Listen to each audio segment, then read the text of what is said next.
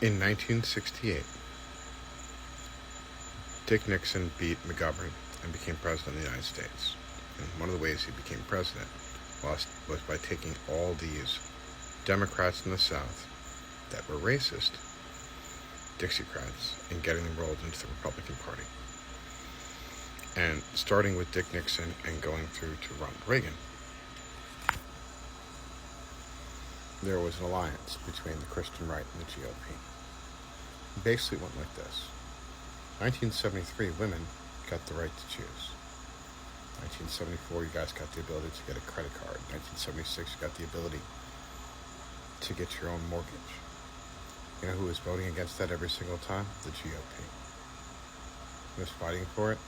Democrats. That's when it started. When you got the ability to control your body.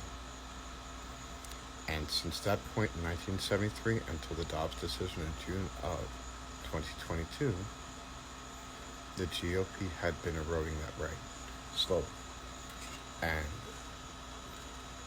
if the 34 counts is what we have that are felonies, prove the fact that Donald Trump used felonious means to become president.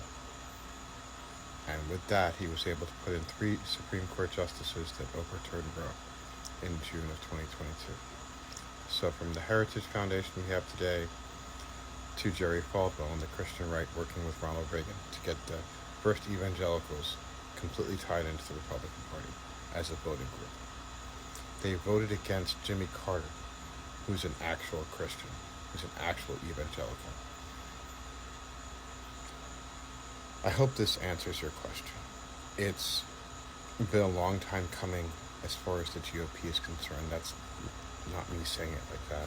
They've been working on it since I was a child and since you were a very young woman. So, it's why I sit here and talk about this all the time. My mom was working in ERs in San Francisco and New York in the 60s, and she got to experience women that came in with back alley abortions, and she got to see people chopped up from Vietnam because she was in San Francisco.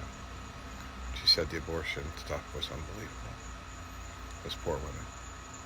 And if you ban abortion, abortion is still going to occur. It's just going to occur without someone that is skilled medically like a doctor. So women will die and become septic. And little girls will die because in states like Florida, there's no exception for rape or incest for girls that are 9, 10, 11, or 12. This is what's happened in our lifetimes. You graduated in 79. You're about 10 years older than I am. It wasn't always like this, but remember when it was different. It's the bad combination of the Christian right working with the GOP, and their goal is complete and total control of women. Think of Gilead in A Handmaid's Tale.